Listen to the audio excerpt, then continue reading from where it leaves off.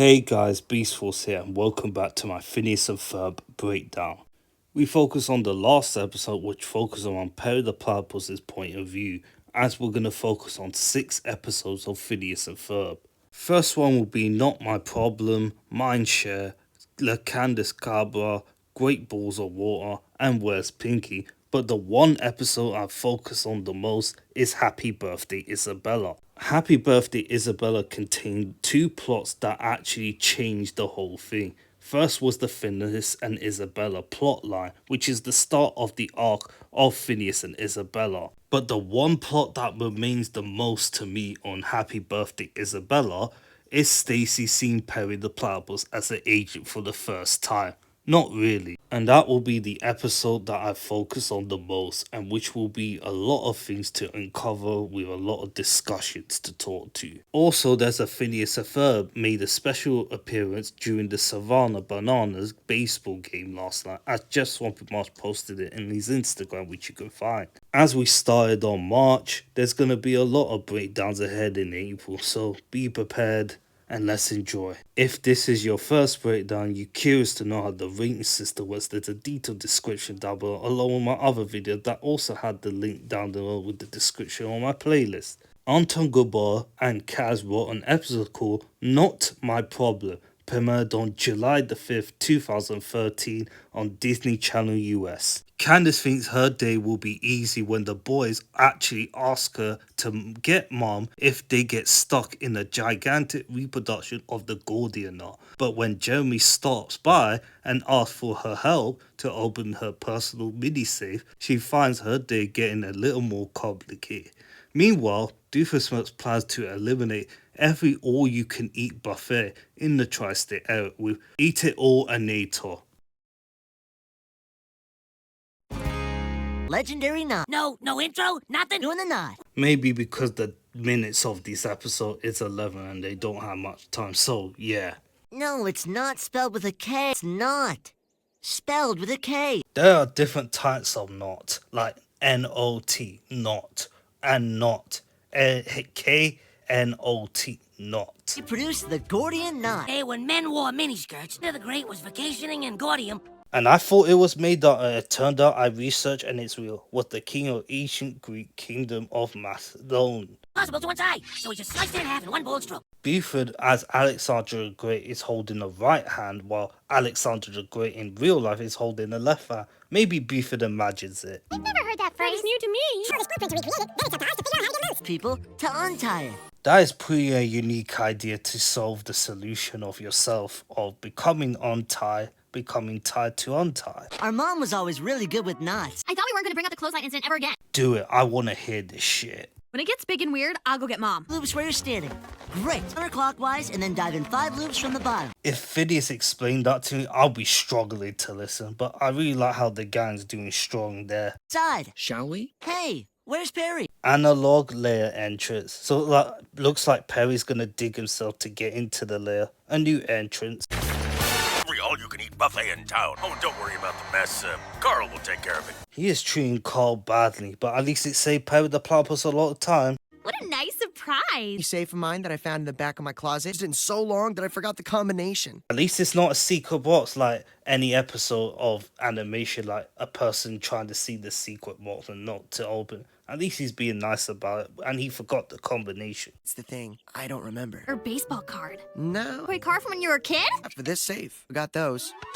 At least you get to see the teeth and the gums in it, but it looks so weird. It's like you can see a bit of like a mini teeth there. Yeah, the tooth fairy never visited me when I was a kid. Whoa, so you never lost the teeth, which is the reason why the fairy never came? Them as soon as they finish their Furby and knot. See you later, alligator. And a wild crocodile. You've got to work on your pet names for each other. And Stacy is right, and that's the second time she said that since the Baljeetles. Look at the knot of that. How many hours did it take? Or minutes, because how have time passed? I just drank my overcoming claustrophobia patch. Good on you, Isabel, but you did have climbed onto the moon many times and the giant building. Burrow back in and untie ourselves. There's actually a jazz version of the Quirky Worky song that Charter Schoolgirl uploaded. You can find it on her YouTube, or he. Who looked at this idea and said it'd be fun? You see, this is what happens when we have no intro. If I just walk backwards, it should work.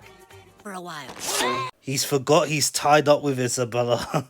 I like how Beef is hanging there and then Isabella goes back in. Jerry's all you can eat. That's where Perry the Platypus is heading while Doofus is already inside. What do you think? High chair, because you're just a little guy. You're just a little guy. Perry's not phased even though he's been trapped again. He's feeding Perry with all sorts of buffet. I would like to eat all of that if I was him. You're already full, right? Sure, you're like you're gonna eat a week's worth, but then when you fill up after like 2 plates, then they've really made a profit. All you can eat Drusselstinian buffet. You can see Perry still puffing his cheek while eating. Maybe he's tried to swallow it or not. Eat Drusselstinian buffet. It's Fluffer and Trail Waterzooey. Kugelbrachen. You hear the soundtrack in the background, it's reused before, but Doofus has done the commercial already. Maybe he pays Charlie's alimony for this. Mystery lumps is food. It's worth. My profit margin will be huge. So he can make all that money so he can fund more Nators or maybe to take over the tri-state area. Eat it all, Nator. So much that all of these all-you-can-eat places will go out of business. Pretty evil, but pretty clever. Good thinking, Doof. It's probably some dumb boy stuff. Behind Stacy, you get to see the tiny cowboy poster in the back, which is cool. Love the continuity there. And her thoughts written as a sonnet. You know, use my imagination. Well, you are a Flynn like Phineas, so you can use your imagination if you want to. Huh? I'm so hungry all of a sudden. Every time you see the Anita try to deflect the other way, you either go to the Flynn Fletchers or him. I recognize that guy. Is that Jim from Milo Murphy's Law? Yes, it is. The cop from Milo Murphy's Law. Nobody cares, Jim. How can you eat like that and stay so thin? Same dude, I have no idea. You will be full already. I'm surprised he's not overweight yet. Speeds up your metabolism so you don't gain any weight ever. I would love that. Imagine eating all the food without gaining weight. That would be awesome. You'd be a millionaire. Money, mister. I've got a complicated plan. The man with the blonde hair, I'm gonna call him Julius. And Julius is right. He could have been a millionaire, but Doofus Mertz is like, I'm not gonna listen to any idea. Take advice from other people. Sometimes it works. So it's been time. The song is playing is called Gordy Art. Easily one of the most underrated songs.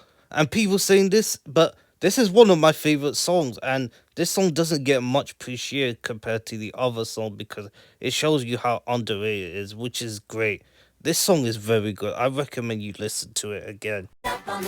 They look it up in the internet. That shows you the gang is actually pretty smart. They're very clever. You can hear Ferb's normal voice talk.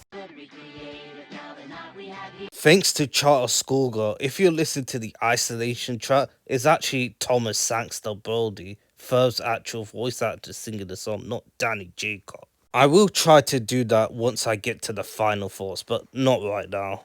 I really like how you see names in the pages like diagonal lashing and all of that stuff, instead of scribbling text. And we get a shot of a frame of Phineas and Isabella, another breadcrumb of season 4, but it's not the main part of this episode until we get to that birthday episode, which will be in this video. I really like how they're trying to make this a challenge to untie the knot, which is fun. Look at Baljit's head in this frame, oh my word.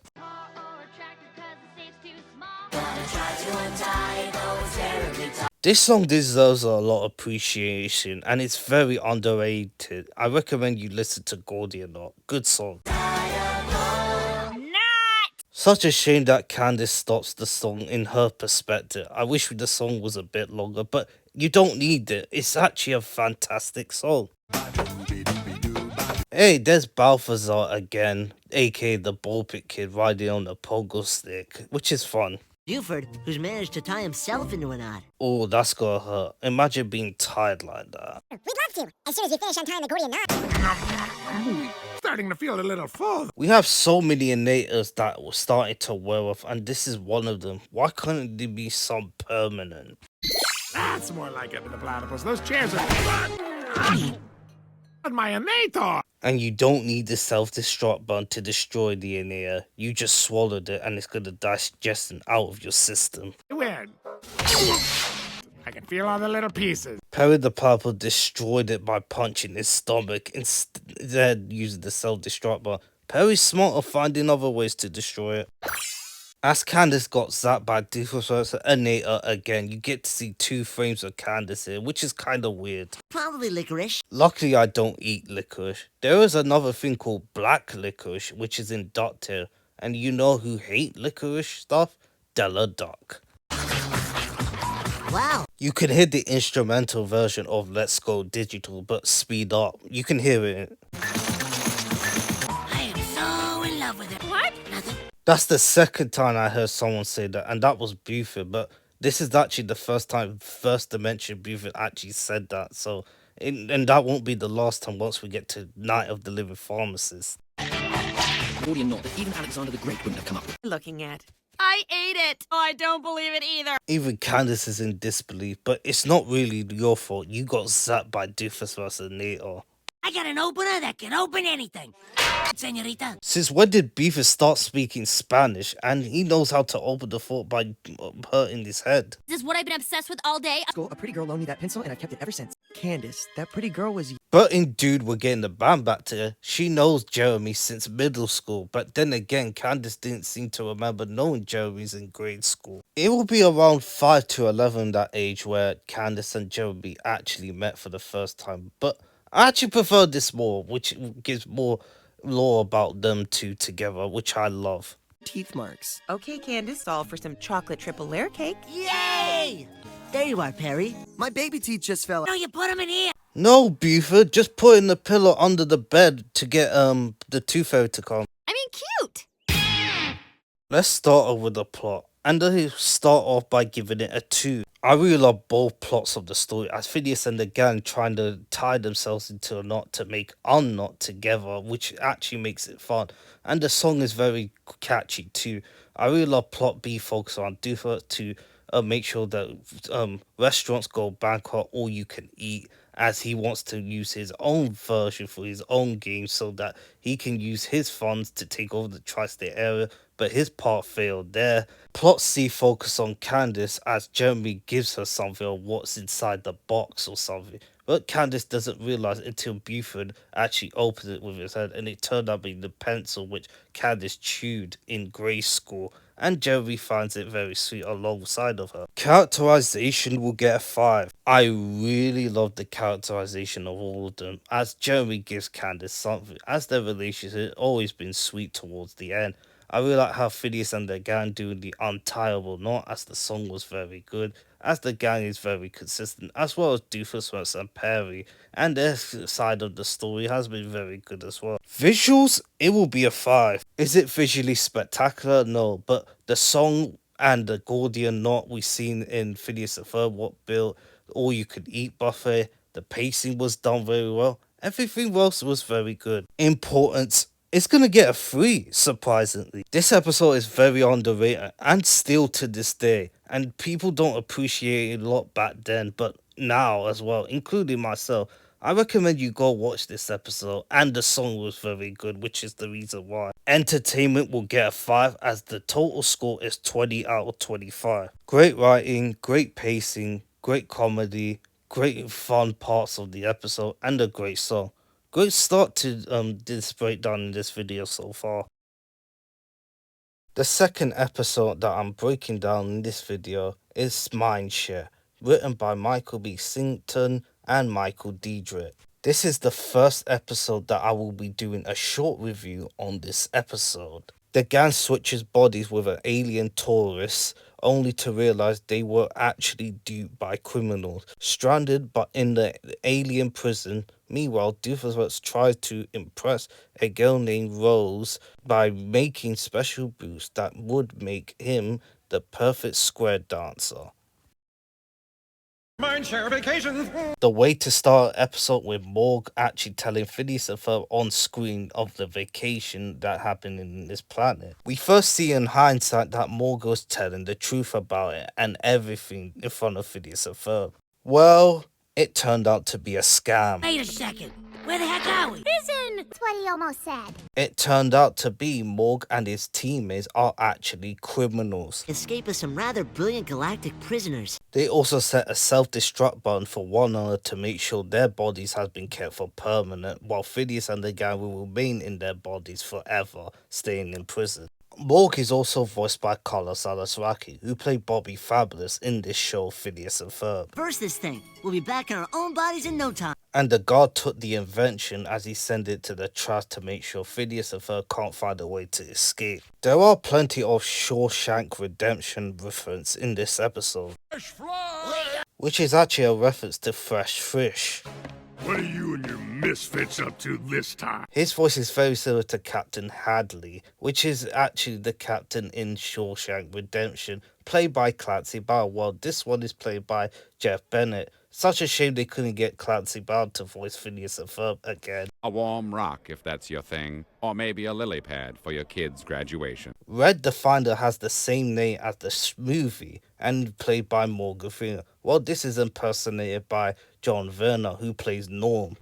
That's the length of 11 baseball diamonds. Phineas looking up to the sky, which is a reference to Andy doing the same thing. From a planet of frogs and reptiles have taken over our bodies. Yeah, it's been a long summer, kid. What do you need? Get our brains back into our bodies. Set to self-destruct in 1 hour, so you gotta hurry. I really like how Candace is not going to Boston mode straight away, as she goes in to stop Morg and the gang from taking over Phineas and Ferb's body before it becomes permanent. And you can see Paul getting captured. Sound. You can tell to be hypnotic quadrilateral.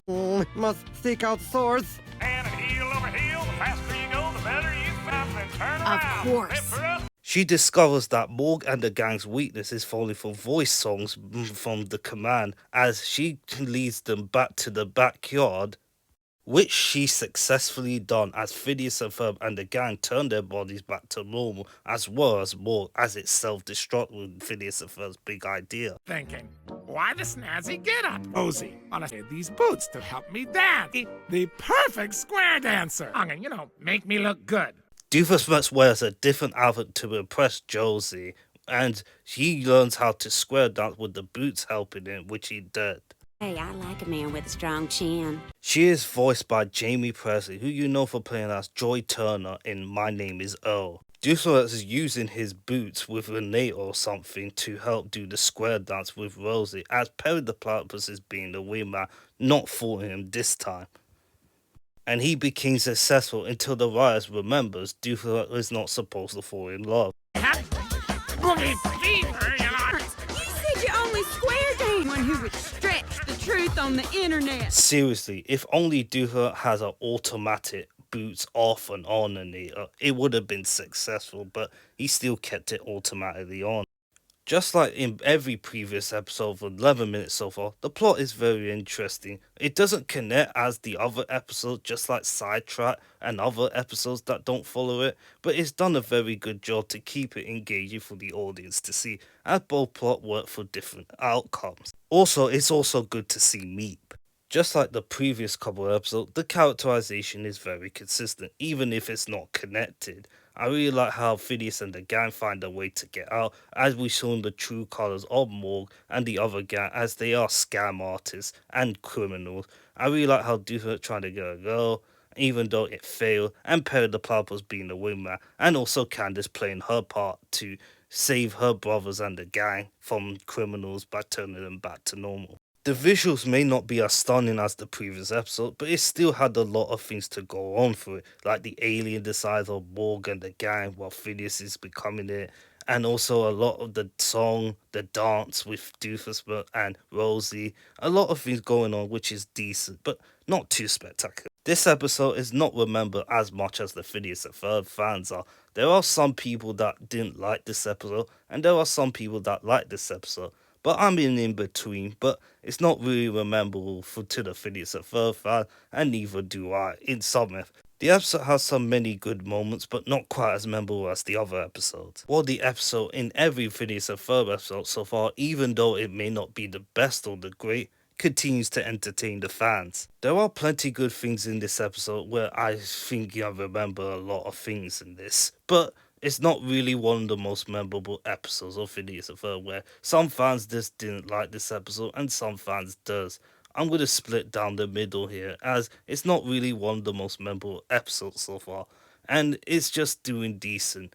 Not bad, not great either. Oh, never mind. Bernie Peterson and J.G. Oratena wrote an episode called La Candace Cabra, premiered on July the 12th, 2013 on Disney Channel US. The boys set out to prove the existence of the exclusive Chupacabra to the world, but Candace can't stand to wait and first just needs to prove it to Mom. Meanwhile, Doofenshmirtz has a brilliant idea to use his switch placinator to remove hair from one person and give it to another so that he can in turn sell his hair growing tonic. Guys, what you doing? For Isabella while she's visiting her grandparents in New Mexico. And that is the second time that Isabella is absent since My Sweet Ride, and she is visiting her grandparents in New Mexico. The only episode that Isabella mentioned but didn't appear. This is the first time a character explained for his absence. And you know what the funniest part is? Phineas and Ferb, Buford and Balgi are actually going to New Mexico. Not to find Isabella, to find the Chupacabra. I wish Isabella appeared to take part in somewhere to say hi, but God, we didn't get that. Hopefully in the revival one day that Isabella goes to New Mexico again and we see her grandparents this time. We already saw Nana Shapiro, but the other one. For it. New Mexico. I really like how it transitions as it looks like the fire of the paper of the old place is getting burned, which is cool. Man, he got fucked by a cow. At least we're getting more Van Storm lore. What in the Sam Hill? Chompy Cobra. You can hear that sound in the background. It's the same sound that was played when Candace had that lucky charm. Let's play it again. Chompy Cobra. He's talking about the Chupacabra. I did my research on what the Chupacabra is. Literally, goat sucker for Spanish.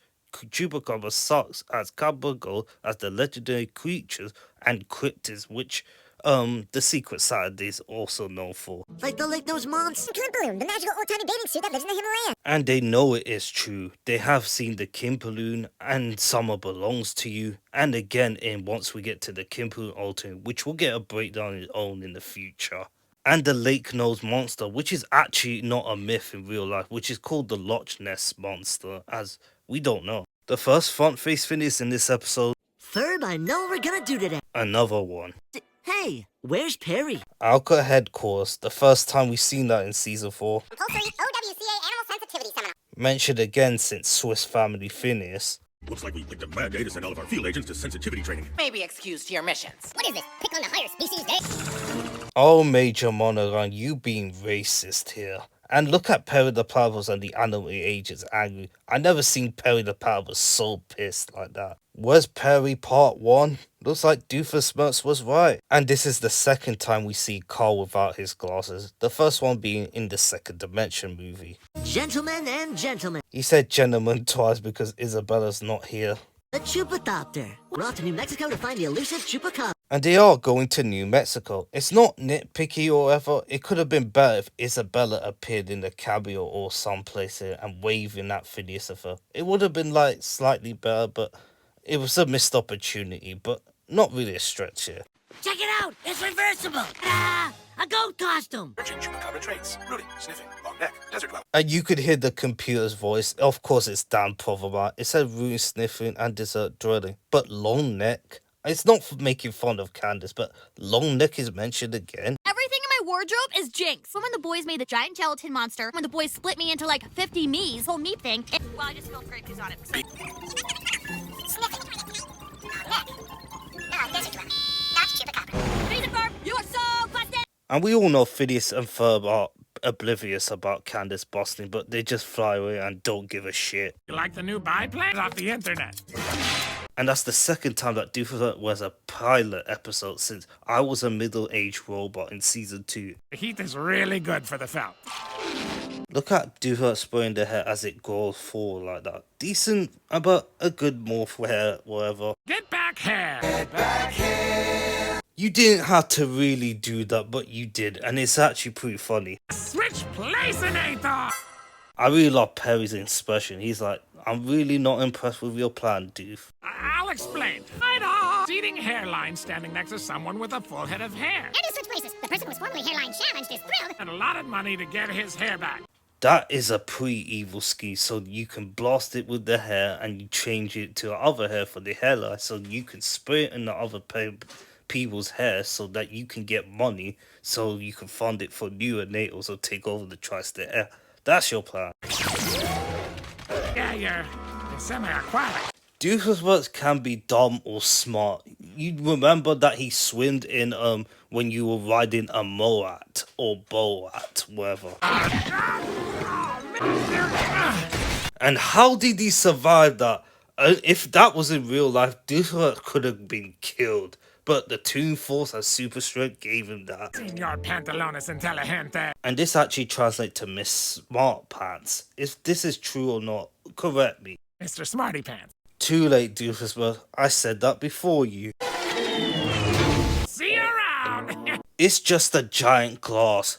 He can find a way to break out. Welcome to New Mexico. I look at the desert and it looks pretty accurate from the real life. Curious.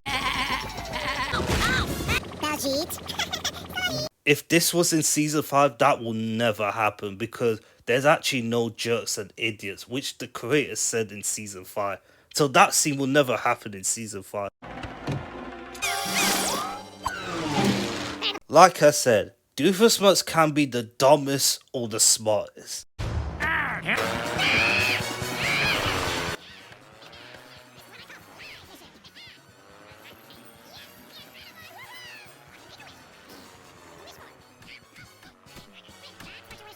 I don't need to say anything about this scene. It's hilarious. Since you're in busting mode, services are not required. I'm superfluous. What she said means more than it needed or wanted. And that is the last time we ever see Stacy on Phineas and Ferb. Farewell. You know I'm joking, right? She does appear in the next episode, and it will focus around her and the agent. I like how her wings and the side there with all of the stuff. It looks neat and front face. Or with a long neck and a tail. The song is called Chupacabra Hole, sung by none other than Jeff Swampy Marsh along with Phineas and Ferb, Balgy and Buford as they go in New Mexico to find the Chupacabra. This song is very similar to the Submarine Sandwich Submarine song that Jeff Swampy Marsh also sang.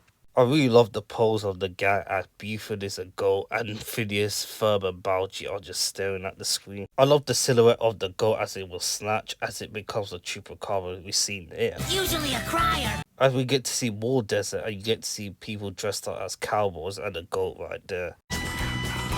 The song is very catchy. I have to cut someone in because I don't want to get copyrighted again.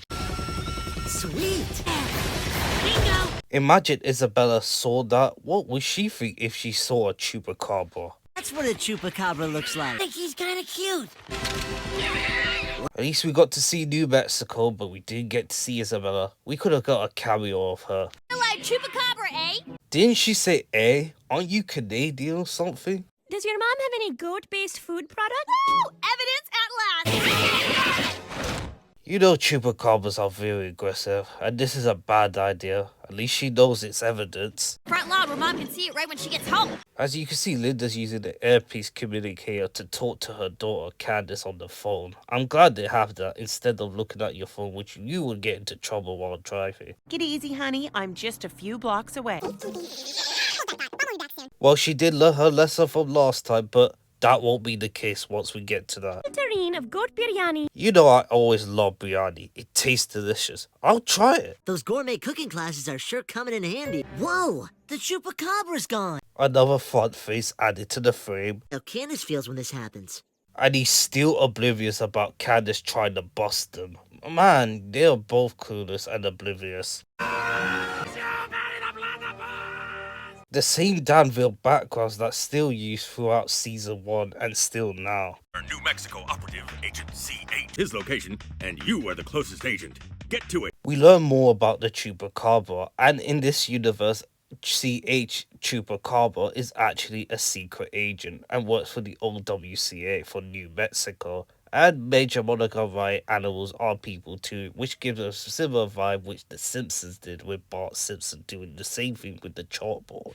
And you know Perry's on tit like a boss. That Phineas and Ferb captured an actual chupacabra. Suspension of disbelief. We've seen many of Phineas and Ferb of suspension of disbelief so many times. Disbelief no more, cause I got it right here. I don't believe it. How did I get into that crate? You kids are going to finish up my leftover biryani. I wish that was me. If I was in Linda's house and she gave me leftovers, I would be eating that shit. I love when we see two animal agents wave with each other. I wish we get to see the Chupacabra again one day, and Perry teams up with him to stop a pharmacist or something like that. That would be awesome if they could do that, but we don't see it right now, and I won't see it soon. Oh, there you are, Perry. You took pictures. I wouldn't be surprised if Perry used the Doofus data and that caused it, or the old WCA hacked their phones or something. Well, I guess perhaps the universe wants some things left unphotographed, like chupacabras or group photos where everyone has their eyes open. The plot will get a 2. Both plots has done very well. I really like how Phineas and Ferb, Buford and Balji are going to New Mexico to search with the Chupacabra. I wish they met Isabella along the way and maybe give her a cameo, but we don't get to see it. But I really like how they captured the Chupacabra, as Doofus was planning to use the hair to switch places as he goes on his pilot mode again, but Perry the Platypus fought him again until he found out that the agent Chupacabra has been captured as he works for the old WCA in New Mexico, and Perry the Platypus switch places as the Chupacabra agent goes back to Mexico, as the story worked out very well. Characterization is a 5. The characterization of the characters has been very consistent in season 4 so far, which I will not go in depth into anymore. It's done well and are what I like to see. Visuals, I'm gonna give it a 5. I was about to give it a 4, but there's a lot of elements that happen and it turned out to be very good. I really like how Doofus and Perry fight each other on the plane with different outfits and different style, which is amazing. Good to see New Mexico. The song was very good. Everything else was well paced in this episode. Importance is a 2. I really love that it focused on 2 parts of the story. We do get more of the old WCA and the other agent of the Chupacabra, even though we don't see them again. But other than that, it's a very good episode. Entertainment is a 5. And overall, it gets a 19 out of 25. 2 higher than the previous episode, Mindshare, but I preferred this episode over Mindshare. But this episode may not be as remembered as many, but it's actually a pretty good episode. Hunting down the Chupacabra, the song, Perry and Doof fighting the plane. There were a lot of good stuff, and it's very fun. The episode that I'm looking forward to most of breaking down is Happy Birthday Isabella. It's also premiered on July the 12th, 2013 on Disney Channel US, written by Kaz and Kim Robertson. It's Isabella's birthday and Phineas and the gang go big on the festivities, complete with a giant cake and piñatas. Isabella's only wish, however, is for time alone with Phineas. Meanwhile, Doofus must plan to turn all the items into Danville that annoy or bug him into literal bugs, but his clash with Perry the Platypus that day takes an unexpected turn into a certain teenager's house.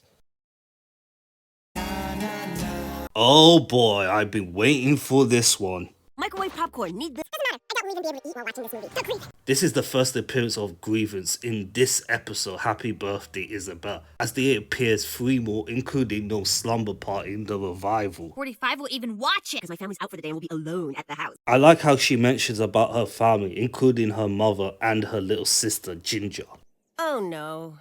It's a surprise. Isabella's birthday. This is the 10th time a character's birthday is celebrated or mentioned. Candace, Dr. Doofus, Linda, Vanessa, Hildegard Johnson, Phineas, Sergey, Stacy, and Major Monogram. And this is the 3rd episode with a birthday in it. Aunt Mom's birthday and Phineas's birthday cliporama. I think the best one to have a birthday is Phineas, and that's it. Other people's birthday was done well, but it's only for the episode. I think this actually tops it, or better of it, because Isabella's birthday is going to be a banger. Hey, Where's Perry? Yeah, where does that platypus go every day? She acknowledges where's Perry in Bad Hair Day in season 3, but this is the first general notice that Stacy wondering where Perry is. This is where the start of where the craziness happens, because oh boy, this is gonna be in for a ride.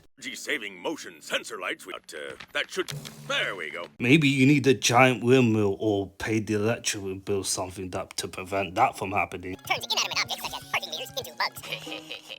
That's not funny, Carl. If that happens in the dark with me and other people around me, I will be terrified. But I'm glad Carl's getting payback for what Major Monogram treated him. Operation INAP. His natal anniversary party. I'm readying the phone. Candace is such a party pooper right there. First she tries to bust Phineas in his birthday, and now he's gonna try bust Phineas again with the gang as well in this episode. Candace is a party pooper. Yard so we can. I like how you can hear Phineas's backyard door opens as it turned out to be Isabella. Yard so we can. What you doing? Don't look! Don't look! Don't look! My folks will do the same thing when I was little to make sure that I don't know what the presents are, but looking at it now, it's just like we know what it is. What I really want for my birthday is what I... I did my time, but this is the first time I knew who was in it. I really like how Buford puts her in the bag without hesitation as Isabella doesn't try to fight back. We've seen evidence in many times that Isabella kicks his ass multiple times. For my birthday is some alone time. Never mind. Wanted to be alone with this bag? That's actually one of my favorite jokes in this episode. Maybe the whole is season 4, but this is a good one. This song is called Isabella's Birthday Song, known as Isabella's Birthday Wish. This is the third time that Isabella will sing a song about Phineas, as there's a lot of mentions in the song, and there's the love filter and all that stuff that plays a lot of things. And also, this is one of my favorite songs of season 4, up there of what might have been. But this song is spectacular, and we're gonna see why. I like how Isabella's singing the song as she doesn't look back, as Candace, Phineas and Ferb and the gang are preparing for her birthday. There's the giant floating baby head again. Haven't forgot about you. She knows what she's thinking. She said lower my expectation. That is such a low way to say that. The first scene of the montage, which is not real, we've seen in the montage, is Isabel having a corsage in her hand, which foreshadowed that she does have the same thing in the montage of At Your Age. Riding a bike with Irving, Phineas and Ferb and the gang, and the rest with the love filter there. You can see the roulette as Phineas with Perry, Ferb, Candace, Baljeet, Buford, Lawrence, Linda, the tree from the backyard, and Isabella. Phineas' name doesn't get mentioned in the lyrics in this song. A montage of Phineas and Isabella having braces, as we don't see it, maybe in their early teens. Some of them are coded or not, which actually makes it a lot for the Finabella fans to get excited. She hasn't mentioned Phineas's name, but she did mention a triangular phone, which is his triangle thing. I really love how Isabella swings around like that. It's really difficult to animate her in different angles and different sides, but this is done very well. We see Melissa, the Ball Pit Kid, Sally, or was it the Miss Sassy K or whatever it is in the background. I love how you can see the love filter just filter away like that. Happy birthday, Isabella! You can see in the right side and the bottom right there with the green shirt and the glasses. Albert is there. Harry, the platypus detective bubble. It's platyproof poof. We will see, but it will be because of Doofer. Maybe Perry needs to try and use gadgets to find a way to break it. Evil bug bus around town. I really love how you see people moving with cars, even though it's the same color scheme, but it's better than nothing. Outhouses, high voltage signs. Voltage. I'll decide how much voltage I can take. Bugs Neonator! It's not really an evil plan, and it's not really focus of it either. Inside this bubble. Ah, get up, get up, get up. Why don't you splat it straight away or just have a spray inside? You could have done it better. I'm not ready! You can see his fist close up in the screen once we see it. My shoe! The Anita blasted on Doofer's foot as it covers. You can see the bugs on everything around his foot. It's disgusting. I love how Perry's looking at the camera as he's breaking the fourth wall. Careening at high speed with no one at the wheel, right? You could have put an auto driver in this Anita or something, but it is true. Why didn't you do that? This part right there is 5 minutes and 13 or 14 seconds, but the time I'm doing the breakdown is 6 something. I know I've been talking a lot too much in this episode because I can't help myself, but this is the part where I'm not gonna stop talking about this part, and this is where it changes everything. Go in there.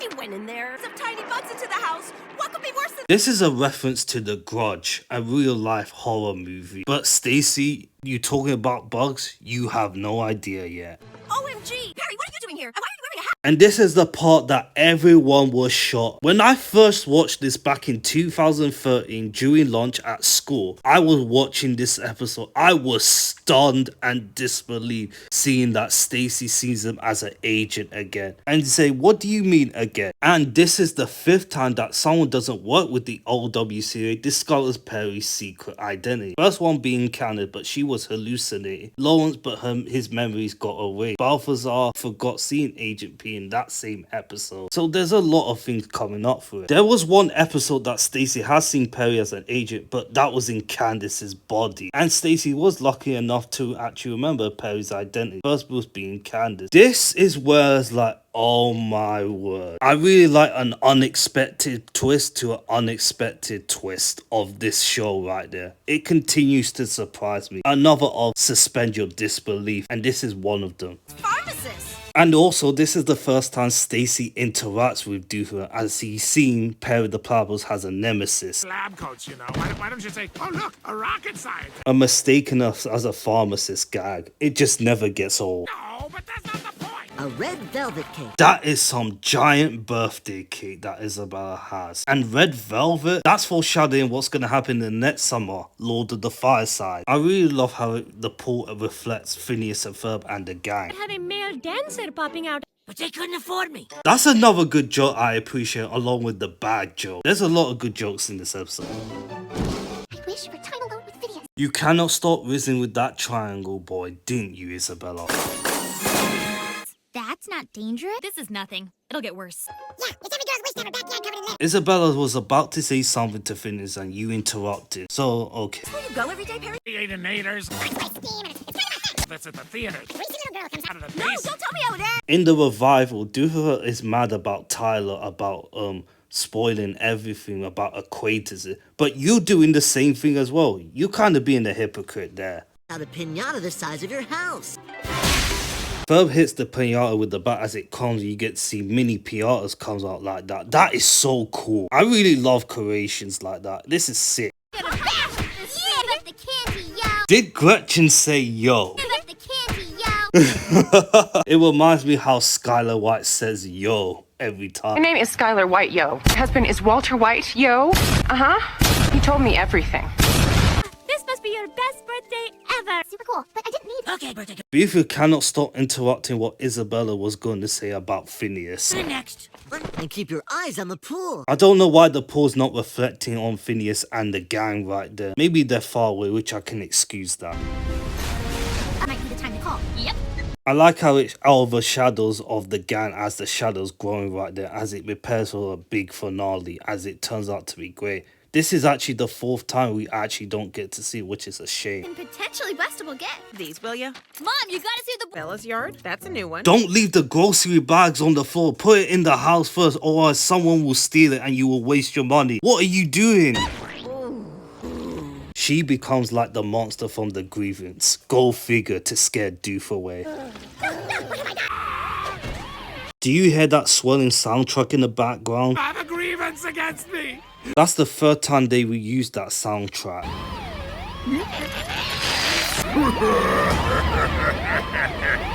Whoa. I really like Stacy has a hair with her bangs inside of the lines, but this hairstyle looks pretty good. I wouldn't mind that too. Flimfletchers know you fight evil scientists. I really like how she doesn't get angry like Phineas, even though Phineas's anger is justified, but in a reasonable way. But Stacy, she's calm about it and she knows what's going on with Agent P's situation.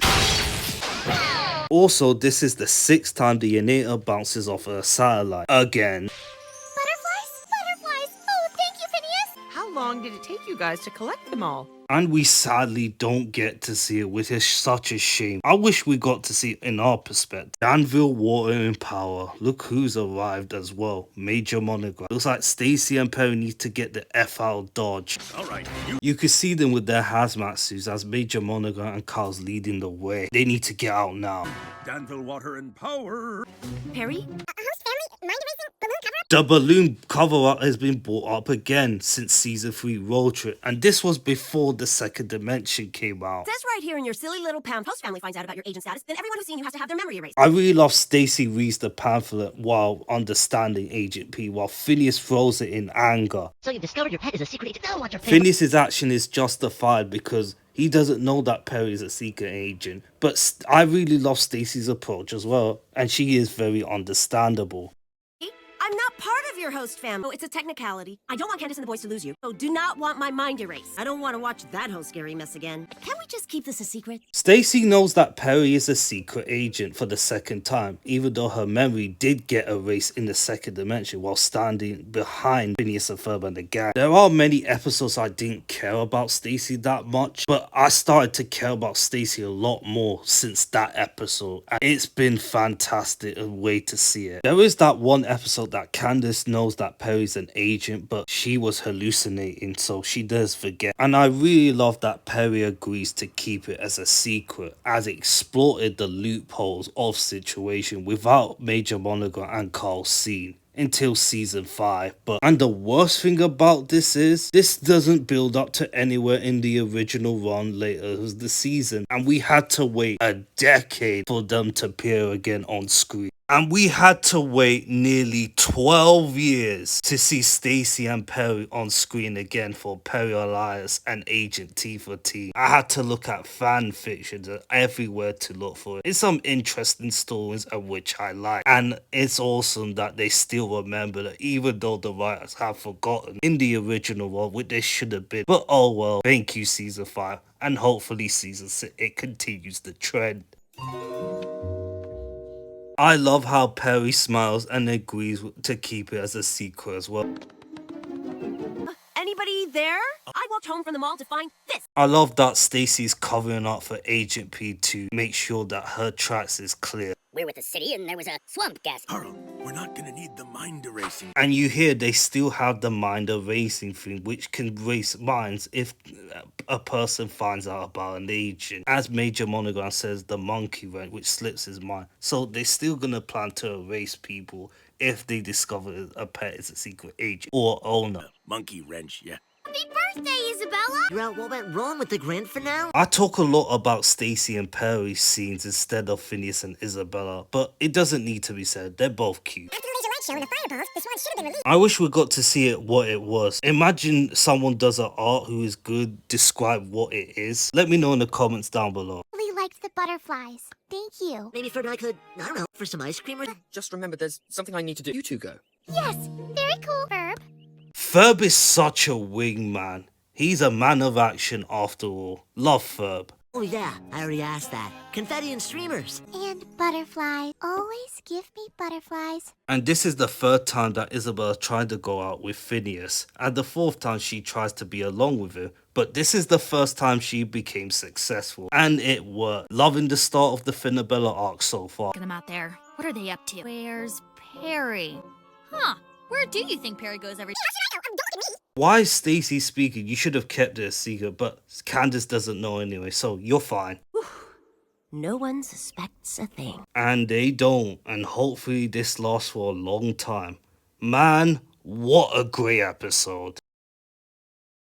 This episode was just a one to remember, even back in the day when I watched it. It's full of 2 plot twists which always begin something new. The beginning of the Finabella arc, also revealing about Stacy and Perry knowing each other for the first time since the second dimension, even though Stacy's memories got erased. Let's start off with the importance part. If this was a back in the day before the revival exists, I would have gave it a 4. The main part is the reason is Phineas and Isabella, as it's the first arc of the episode to begin, as there's plenty more of the future which builds up towards it. And it's also the important thing is Stacy and Perry with the interaction, which is their only interaction which didn't lead to nowhere. At the time, it was just only Stacy and Perry interacting in this episode, as there are no more. Stacy does appear, Perry does appear in later episodes, but we don't see them interact with each other again until for almost a decade. And also a lot of things was happening there. And that could have been the reason why I give it a 4, because it didn't lead to nowhere, which would have been disappointing. Thanks to the Phineas and Ferb Revival Season 5 and 2 episodes of Perry and Stacy linking up with each other, I'm glad the writers don't forget about it, as it goes from 4 to a 5. The plot starts off with a 3. Both plot in this episode worked flawlessly, as Phineas and Ferb and the gang was planning for Isabella's birthday while she sings a song. She ended up having a very fun time, as she didn't get the grand finale as we see in the end. But in the end of the day, Isabella finally gets to hang with Phineas alone, which is a W. But the plot B is my favourite, as Perry the Platypus stopped due for her, as is a typical thing. But he landed on Stacy's house, and Stacy found out that Perry the Platypus is an agent, as she scares him with the grievance style thing in the end. And also Stacy and Perry agree with each other, and she understands him, keeping it as a secret. Up towards the season 5 of the revival, there are actually going to be some people say you gave the plot a 3. Why? It's because it's an 11-minute episode and it could have been more, even though it outweighs the positive, the negative.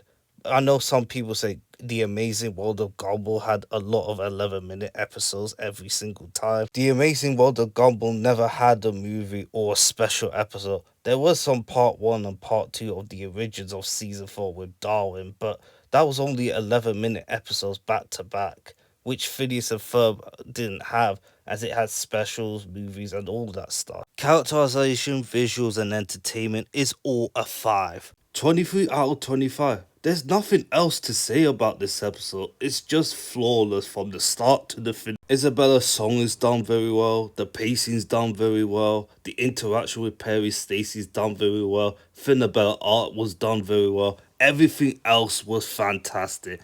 I know there's a lot of people saying season 4 has run out of ideas. Go show them this episode. Overall, it is a very well written episode. Well done to the writers, and everyone put effort in this episode. Written by Aliki Theophilopoulos and John Moffat, wrote an episode called Great Balls of Water. When Candace thinks Jeremy is bored with their usual hangouts, she sets out to find something unique to do with him. Meanwhile, Phineas and Ferb power through town surfing on their giant ball of water, and Doofus plans to use the double negative in there to confuse his local eatery into giving him a wintry drink that is usually not served during summer. Hottest day on record. Well, wait until you get to next summer, try another day, which you will be hot again. Yep, Jeet, how was physics kid? Surf attention. Fast tension. Are they making surf puns right now? Because last time it was bee puns in Bee Day. Molecules of water on its surface is sort of stretchy skin, retain its shape and durability at a small size. Like I always said, Phineas and Ferb, Buford, Baljeet, Isabella. I always said Baljeet is the smartest out of the gang because he has a high IQ. I know what we're gonna do today. What are you doing today? It may not sound like I know what we're gonna do today, but it's similar, so I'm counting that. Quality time with my pet goldfish Biff. Buford hasn't mentioned the goldfish in a while since the lemonade stand, but he hasn't appeared since Out of Tune, which is a cameo, and the first season, so it's been a long time since we've seen Goldfish Biff. I know what the rest of us are gonna do today. Where's Perry? I'm glad Isabella hasn't forgot about Perry. And look at Phineas's eyes. He's looking at Isabella, which is cute. Stuck on jury duty. Rector Diphthong from accounting. We've seen plenty of times that Major Monogram has been absent when Perry was here. We've seen Ray Liotta once. Now we see Major Monogram to see where he is. No, Your Honor, I'm not to... A wart. Go away, wart. Go away. Nice diversion from Major Monogram. Doesn't want to get too distracted. Director Diphthong from accounting. Diphthong is voiced by John Mafford, who wrote this episode, by the way. There are so many writers in Phineas and Ferb have voiced in Phineas and Ferb, or in Milo Murphy's Law. Bernie Peterson voiced Scott, while J.G. Oratena voiced Roddy. Negative ion generators and negative power cable. Can't be good. Even though he's an accountant, I really like how he explains, just like Major Monogram. Signature sign-off. What do you think? Major Monogram did the same thing in one time. Dollies are sweating. Oh, so what do you want to do today? We could go to the mall again. In the Google platform, there has been a lot of appearances in Season 1 and Season 2. Since Season 3, there's only been 2 appearances in Season 3, but 3 of them in Season 4, as we're going to see less of the Google Pets more as time goes by, but we still see it many times, including the revival. Predictable. So ordinary. Come on, I played 20-inch. I'll start with the letter B. That's also a callback to Mom's birthday in Season 1. Fantastic continuity. Fun fact, there's also an animatic version on Eliki Theophilopoulos, who wrote this episode and storyboarded it too. I'll put in the link down below, but I will mention more in the final thoughts. That's what I do. Yeah, sorry. She's thinking about a lot of things her in her mind. Just reminds me of Monster of the Id from Season 3. Totally different. My unpredictable self. So Candace is out. Peace. Candace is out. We're gonna see more of this episode, how Candace is very relatable. As you can see in this frame, Candace is actually holding a smartphone, but in Happy New Year she's holding a flip phone, and this episode takes place in chronological order before Happy New Year, which doesn't make any sense. But then I realised in Candace Disconnected, she always loses her phone. I think that makes a lot of sense. You'll tell me Phineas and Ferb are up to something. We all have pie. Just another ordinary day. Linda just explained every episode that happens in Phineas and Ferb. I always see that meme in my Instagram post. Every time I see a GIF posting it, she does that tra-la-la-la thing. I save all the manual labor on my newest donator. And we don't see Doofenshmirtz in his lab coat because it's the hottest day of the year, which makes a lot of sense. People will be wearing vests or shirtless. Hot yoga up in this piece. If this was made for adults, he would say, I'll be a yoga up in this bitch. People do not say that anymore. Because nowadays people will think it's cringe, like the dabbing or the flossing or whatever. Perry the platypus. That is not how you sit on a chair. And that's the pun in this episode. It's going to be not. Imagine it's like, I did not break the table. It said, you break the table. Imagine you say, I not play PlayStation. I did play PlayStation. That's a 2 different type of thing, but the same. It's the double negative. Double negative-inator! Negative statement and turns it into a double negative. Makes it positive. The weather because it's been so hot lately and I Drink eggnog. They make at Beverly's lunch downtown. If it's been a problem being too hot, be in the shades for a couple of times. You will be colder enough, or inside. So the flashback that Doofenshmirtz told, it was actually taking place in July, before B-Day. Oh, minty wink eggnog. Hot winter. And which is funny enough in December before the Christmas episode and the Happy New Year. Have to do is blast Beverly with. Oh, I guess you can have it because it's not winter. Perry will still have to stop her, but for me, it's not really evil unless it does real damage. Not ruler of the tri-state area. And that's why he's going thinking, where could I do this? He also forgot he needs to take over the tri-state area. Cranky Perry the platypus, you can have a minty wink eggnog too. Trouble beating the heat with the world's largest drop of water. Looks like Phineas and the gang has created a large bubble of water right there. And that won't be the last time they try to beat the heat, as they're going to create an ice lodge in Season 5. Whoa, look at that front face. Look at that. It looks so stretched. Water molecules virtually unbreakable. I like how Balji explained about the physics of all of that. And front face Phineas again. Let's surf the surface tension. And we see Phineas and Isabella in this frame. Another Finabella breadcrumb in Season 4. And he's holding his hand, which foreshadowed that he holds his hand multiple times in the Venpocalypse Season 5. But Phineas always holds her hand many times. And that's a reference to what Bart Simpson and Michelangelo said many times. And they made the actual size of the surfboard as we've seen in What Did I Miss, as it was smaller back then. If you could look closely, there's actually the Fireside Girls that are there having fun too. The Danville Fish Show. You nervous? Fish don't speak, as you get to see in Buford's room, you get to see a mini car, a boxing mini ring, and Buford holding his glove. So he's more of a fighter. No, Buford!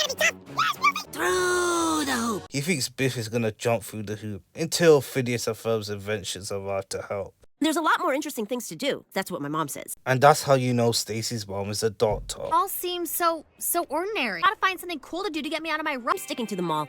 It's air conditioned. Same, Stace. If I found the air conditioning from anywhere, as the world is hot, I'll be doing the same thing. Extraordinary. And that was the song, what it's called. So the song was actually confirmed in July 24th, 2012 for almost nearly a year. The song starts slow, but it becomes fast. And it is very enjoyable to hear Candace, so we haven't heard her sing for a while. Two guys are playing soccer, football, and there's that guy from the mine. The person who's sitting next to Candace is Lady Gaga. No, she does not speak or she's voiced in this show. It's actually her appearance. It's nice to see the choreography of the music in some places of the Danville, which is cool. As her face appears, she kinda looks like Melissa from Milo Murphy's Law. It's the guy on the right from the opening scene of B-Day.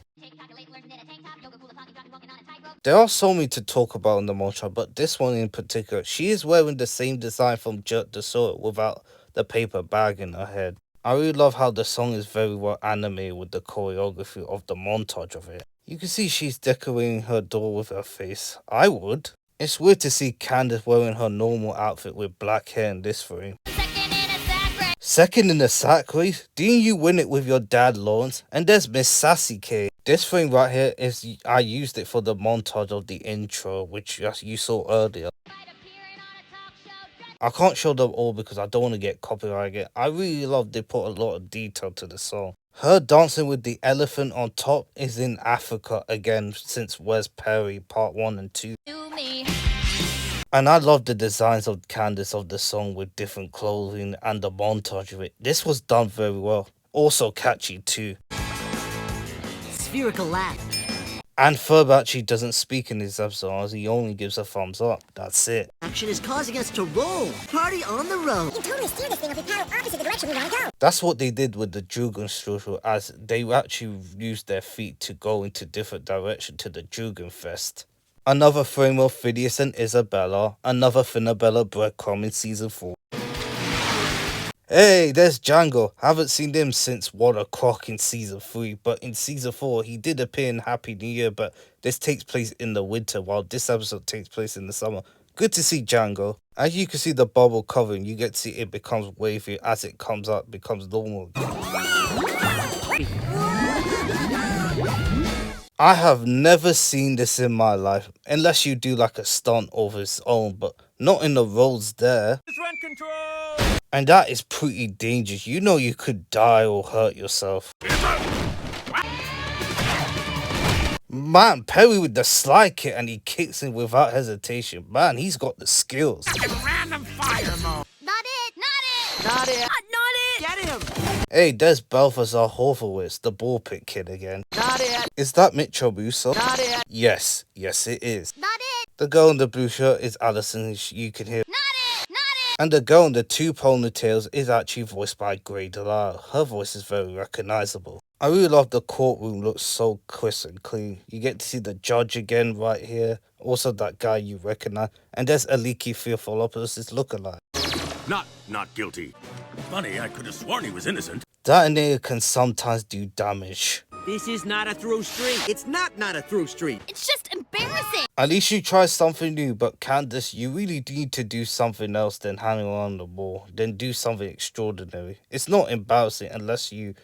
I'll see you next week. What about your fruit hat? Same, Linda. I would have eaten that fruit hat. The Danville Fish Show, and there's only 3 contestants. Buford on the right, Rodney Van Huldenstein in the middle, and Mandy along with her brothers, Thaddeus and Thor. Pet piranha Fluffy.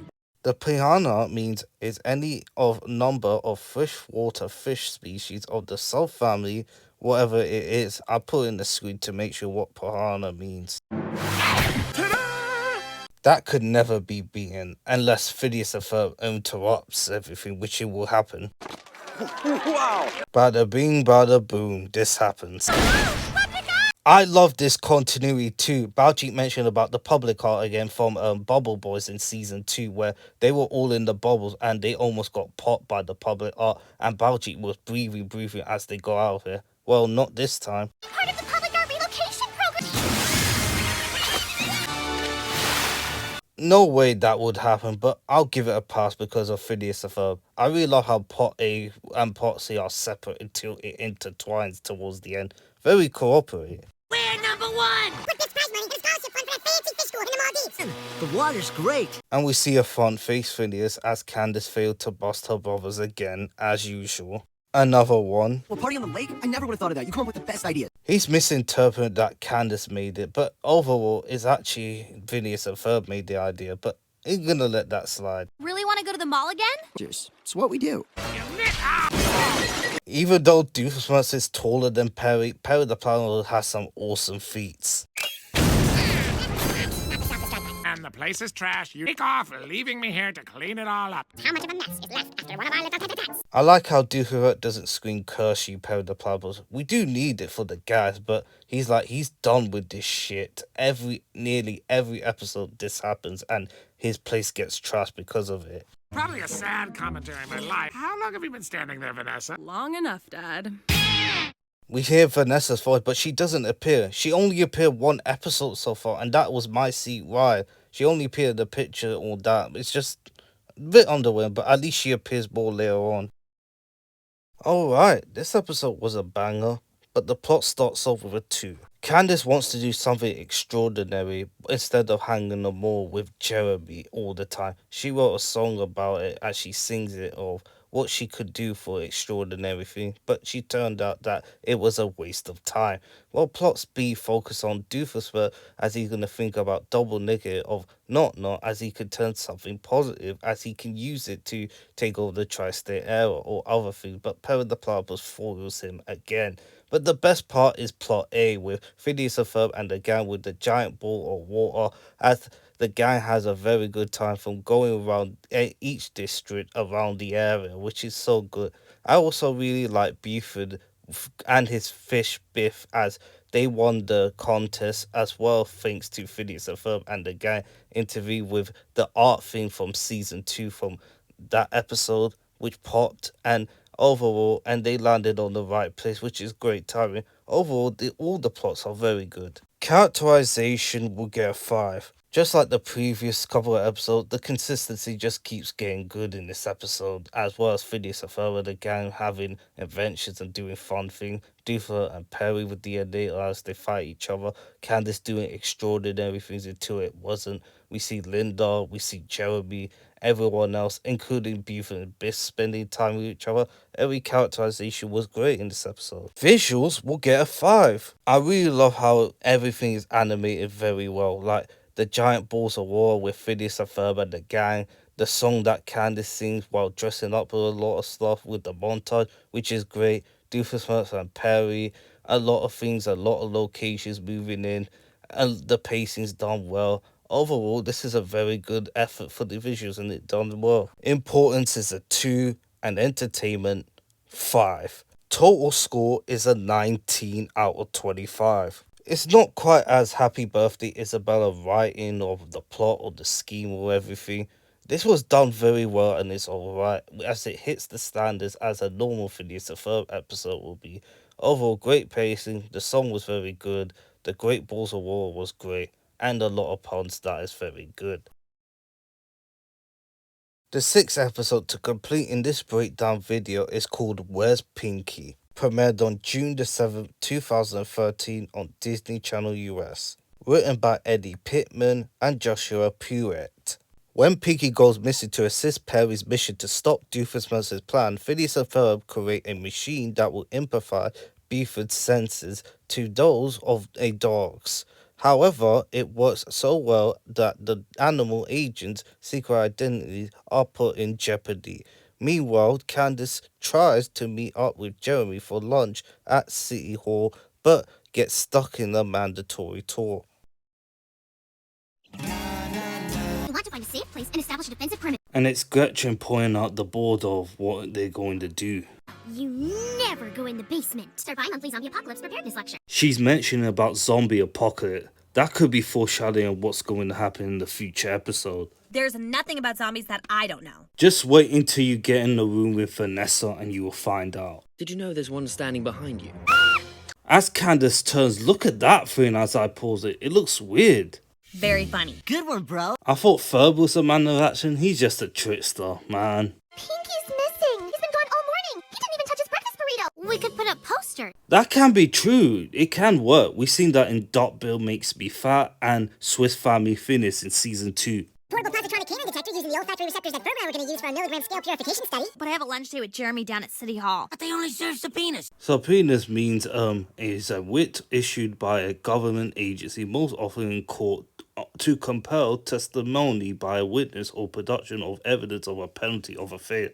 So I'll show you in the screen. I'm going down to City Hall because Jeremy's working in the Slushy Dog food court there. I'm sure Pinky will turn up. I like how Candace being supported towards her future sister-in-law. Where is Perry? And where's Pinky? Breakfast burrito. Of course, they let Baljeet to do the drum roll for the joke. You know, Agent Pinky, Doof intends to steal the deed to... And they're sitting in the same seat. You know what that means. They're gonna team up together. Perry the Platypus have been teaming up a lot recently. Lila and the other agents. Two of them being in the same mission together. But remember when Doof said in... And I quote, Additional agents are allowed to thwart any single evil scientist. and is still well and able to carry out his duty. Sergey the Snail is technically still on duty. This was a lot of bull. We've seen that with Lila and Perry and other agents are assigned to this case, as long as the additional ones aren't added after the mission has already started, which could actually make a lot of sense. Maybe they can be more specific than that. Automatically becomes the ruler, and Pinky is quite an asset, Agent P. Computer's coming up, and quite frankly, he needs the hours. Agents P and P. We've seen Perry and Pinky team up with each other, and that was in the invasion of the second dimension, but with other agent animals as well. Peas in a pod. How did you do that? We're at City Hall, and it's still the same style they used from season 2 as I compare it to now. That shows you how much the background improved and the building since season 1. Way to the food court is... Mandatory City Hall tour. Don the Guide is voiced by none other than Wayne Brady. You know him for doing a lot of things like music and TV shows and guest stars or wherever. And that won't be the last time he'll be voicing on Phineas and Ferb once we get to Cat 2. Also, fun fact, he also sings the theme song of The Weekenders, which is another Disney show. I don't know why The Weekenders is not on Disney Plus, and it still isn't. You can't fight it. Ever since this morning, and I've been caught trying to escape twice. Poor lady, if I was in that tour, I would just never go inside. It would be wow. Pinky has a logo of his parachute as well. Perry the Platypus, no way, what a coincidence. That's also a coincidence that they're gonna kick your butt. To that, thank you. Look, you brought your little dog. Oh, FYI, It means for your information. they allow dogs in here. And that's what Don's gonna say in the end, as Doofus is right, but they have to do it quick. And to go down into the secret City Hall vault. That's probably why you're here, to stop me, right? Blend into the background, Aether. That's a good idea. I was thinking you could use a camo or invisible in there, but you did try that before and it didn't work so fine. Steal the hidden deed. It's easier to find a hidden object when you're hidden as well. I really love the expression of Perry the Platypus and Pinky the Child looking at each other. They know that Doofus' plan always fail. I'm here, and now I'm blended in. I'm here, I'm gone. You can still see him as he is invisible, blended in the background, so yeah. There's no long-term damage from this, but already trapped. Don't have a number, Perry the Platypus. I'll get into the archives. Solar, but the tri-state area! Unless Pinky the Chihuahua find a way, because he is very good at computers, as Major Monogram said. You won't find a way, Doof. You can still see him. Imagine Perry the Platypus had goggle vision that he can see him. He would be fucked. You cannot go in there without a number, sir. Tell me you brought your dog. Well, this place said no dogs allowed. You can call the guard, but she doesn't do anything. The dog Sensomatic helmet. My Buford senses to those of a dog. I think I can smell the future. I smell vision. What a way to start finding Pinky. That is not the way to go, but they do get it right. Depicting John P. Tri-State and Otto H. Adjacent. I like how they show a picture of both of them as Don mentioned it, which is a cool callback to Hip Hip Parade. You get to the food court. Hold all your questions till the end. Those are the rules, and also please refrain from gum chewing, and there are no pets allowed on the tour. Don is very cooperative when he speaks like that, but he's just too stubborn at times. No cruzar la cuerda, por favor. It means do not cross the line in Spanish, or don't cross the line in Spanish. I like how he poking his torso. He doesn't know who it is, which is funny. Looks like the plan is working and Doofer is willing to get what he wants to make sure he becomes ruler of the tri-state area. Who's a good boy? You're a good boy. Isabella is so adorable. I really like how she holding the bowl while petting Buford, which is funny, but also cute. Just help us with Pinky. He squeak toy. Now he's got the scent. Good boy. Yeah, I'm a good boy, right? As Buford trapped Pinky, said Buford was shaking his ass like that. You're supposed to be finding Pinky. What kind of elevator falls at the speed of gravity? And that won't be the last time that Doofenshmirtz will go on a crazy elevator adventure. The deed! I couldn't read it because it's on low quality, even though I downloaded it. Right side. Somewhat hard to read. It's known for these presents that the boiler of the deed, no matter who it is the true and knowledgeable rule of the tri-state area. Easier to find because I'm hidden. I'm Tap Papa. Hey, the platypus. They found a way. That tells you how intelligent Agent P are, or Agent P, or Agent Ps. How did you escape the clutches of bureaucracy? You took a number. Get outside, I will... Oh, wait, which one? Why you keep monologuing? Just run away and run, because once you keep talking, Pinky kicked your ass right there. Right, now I'm confused. Spontaneous musical number dioramas. You could see two of them. One of them was the first on the left, Ain't Got Rhythm from Dude, We're Getting the Band Back Together. Impressed My Professor from Oil of Cadis from Season 1. This is a great callback. Is known for its spontaneous musical numbers. The song is called History of the Tri-State Area, as Don, the fake City Hall tour guide in the episode, explaining what the Tri-State Area's long history of the City Hall visitors. And to get Wayne Brady to sing this song is absolutely a big coup, which is great. That's the bi-state area, the adjacent area, which is actually became as a tri-state area, as we mentioned again in Hip Hip Parade, which is a callback. Of the area where independent thinkers come. The guy with the left next to Candace is John P's tri-state, as he appears once again, but this time seen as a statue. We already know what the tri-state area is formed with, but we get more lore about how the City Hall became that. That's historical hysteria. I really like the layout of City Hall. It looks like a museum. Look at that, the boat right there. It looks so good and textured. Apartment last year. Home of with hairless cousin us. This guy's modeled after this guy and he looks shirtless with the pants on. Venus has been mentioned again. Fly of the Wall, this episode, and in the future episode, the Innata method. Kevin, get out of my face. I like how the way he said get out of my face in a happy tone while smiling. Wayne Brady's a very good singer, and he does a lot of songs as well. The history of accounting.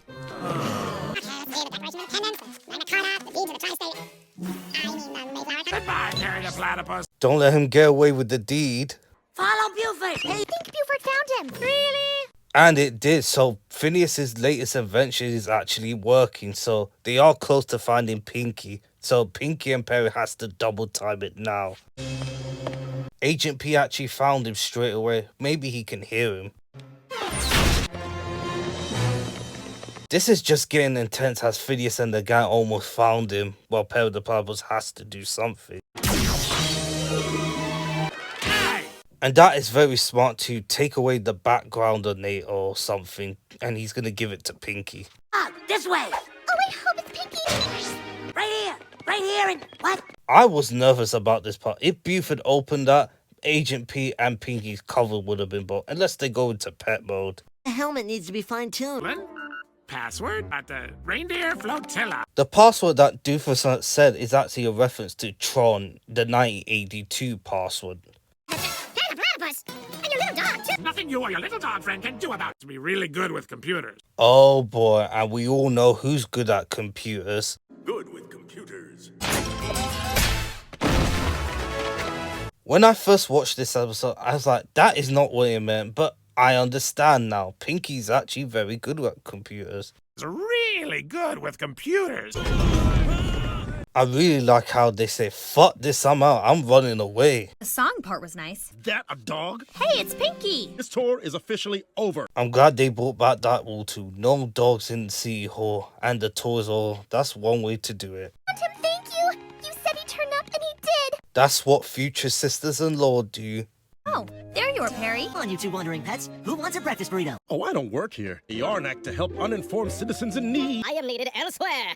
Whoosh. So Don is an alien? That cannot be true. Maybe just to get Wayne Brady to sing the song for one episode for him to appear. That's it.